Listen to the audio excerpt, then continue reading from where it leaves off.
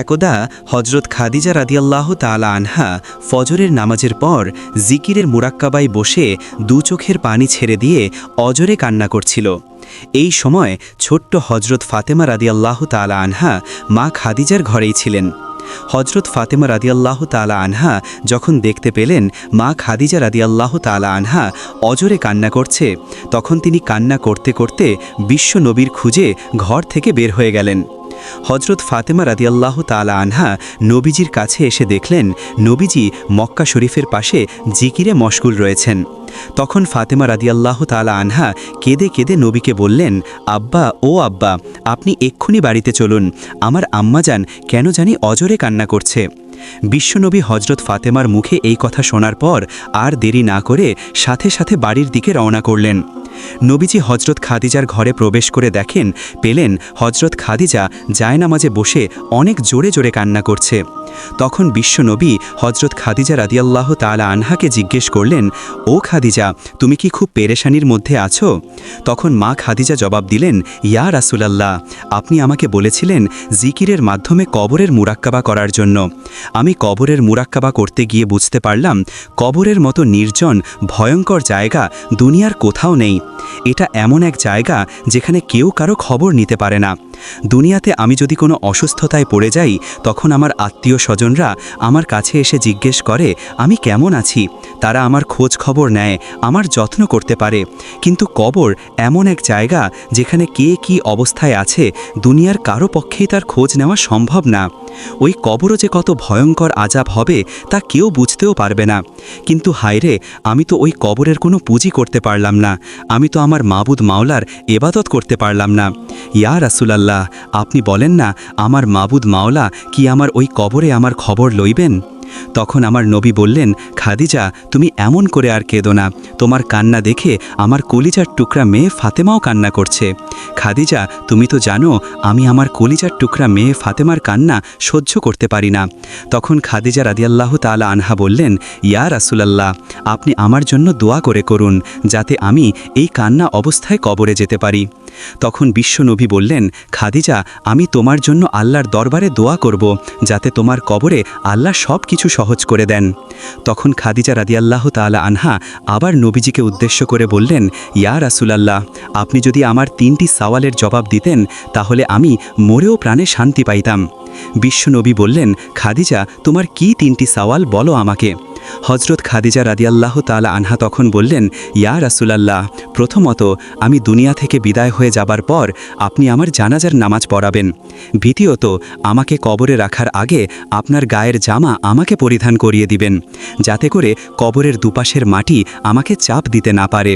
তৃতীয়ত আমাকে কবরে রাখার পর যখন সবাই চলে যাবে তখন আপনি আমার কবরের পাশে দাঁড়িয়ে থাকবেন, কেননা মুনকার ফকিরের ভয়ঙ্কর রূপ দেখে হয়তো আমি বেহুশ হয়ে যেতে পারি। যদি আমার কোনো জবাবে ভুল হয়ে যায় তখন আমার সেই জবাব আপনি আমার পক্ষে দিয়ে দিবেন। তখন বিশ্বনবী হজরত মুহাম্মদ মুস্তাফা সাল্লাল্লাহু আলাইহি ওয়াসাল্লাম খাদিজাকে লক্ষ্য করে বললেন, হে খাদিজা, আমি কথা দিলাম আমি তোমার সমস্ত কথা রাখব। তখন খাদিজা রাদিয়াল্লাহু তাআলা আনহা নবীজির মুখে এই কথা শুনে অত্যন্ত খুশি হলেন। মা খাদিজা রাদিয়াল্লাহু তাআলা আনহা বুঝতে পারলেন যে তার হয়তো আর বেশি সময় নেই, হয়তো অল্প সময়ের মধ্যেই আল্লাহর ডাকে সাড়া দিয়ে তাকে এই দুনিয়া ছেড়ে পরলোক গমন করতে হবে, যেখানে রাজা, বাদশাহ, ফকির, ধনী সকলেই গিয়েছে, কেউ এই দুনিয়াতে থাকতে পারে নাই, তাকেও চলে যেতে হবে। তখন খাদিজা রাদিয়াল্লাহু তাআলা আনহা বিশ্বনবীকে কাছে ডেকে বললেন, ইয়া রাসূলুল্লাহ, আমার মনে হয় আমি অল্প সময়ের মধ্যেই এই দুনিয়া ছেড়ে চলে যাব। ওগো আমার প্রাণের স্বামী, কেয়ামতের আগে আপনার সাথে আমার আর দেখা হবে না। আমি দীর্ঘ 25 বছর আপনার সাথে ছিলাম, এই সময় অনেক ভুল ত্রুটি আপনার কাছে করেছি, আপনি আমাকে নিজ গুণে ক্ষমা করে দিবেন। আর আমার কলিজার টুকরা মেয়ে ফাতেমাকে আল্লাহর কাছে সুপর্দ করে গেলাম, আপনি তার দিকে দৃষ্টি রাখবেন। এই সময় হজরত খাদিজার কথাগুলো শুনে বিশ্বনবীর চোখ দিয়ে পানি গড় গড় করে পড়ছিল।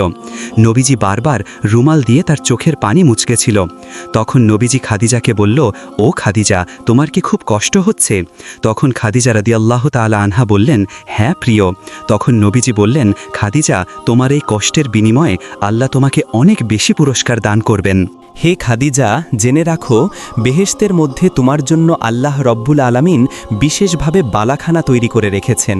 আর তুমি যখন এই দুনিয়া ছেড়ে ওই দুনিয়ায় গমন করবে, তখনই তুমি জান্নাতের মধ্যে গিয়ে দেখতে পাবে তোমার জন্য সেখানে অপেক্ষা করছে বিবি মরিয়ম, বিবি হাজেরা, বিবি সারা এবং বিবি আসিয়া। তুমি তাদের সাথে গিয়ে সাক্ষাৎ করবে। তুমি জীবনের শেষ মুহূর্তে আরও একবার প্রাণ ভরে কালেমা পাঠ করো।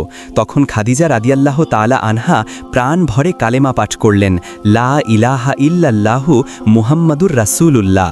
সঙ্গে সঙ্গে হজরত খাদিজা রাদিয়াল্লাহু তাআলা আনহার পবিত্র আত্মা ইহলোক ত্যাগ করে আল্লাহর জান্নাতে চলে গেল।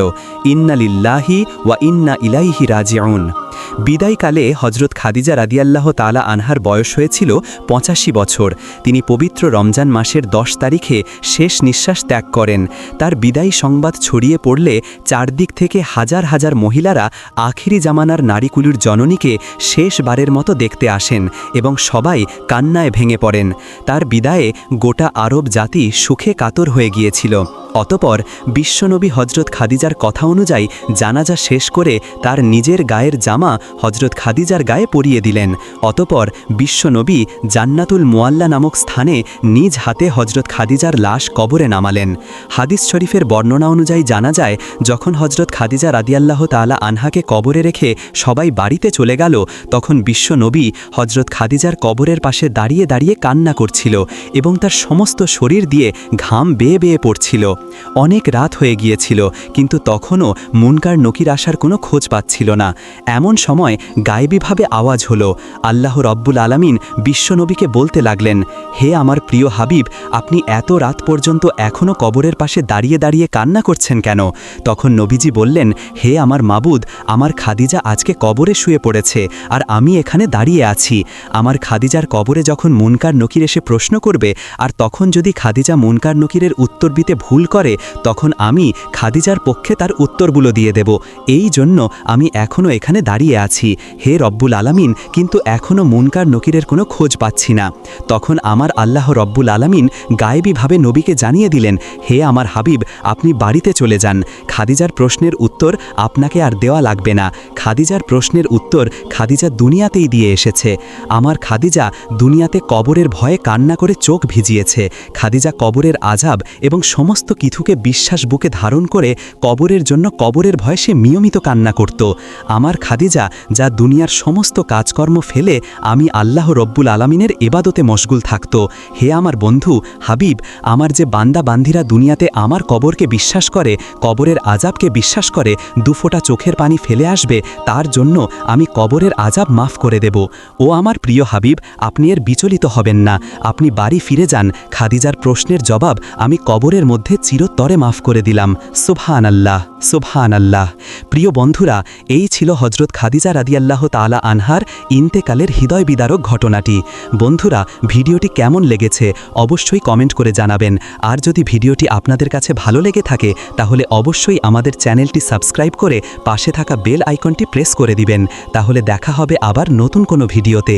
সেই পর্যন্ত সবাই ভালো থাকুন, সুস্থ থাকুন। আল্লাহ হাফেজ।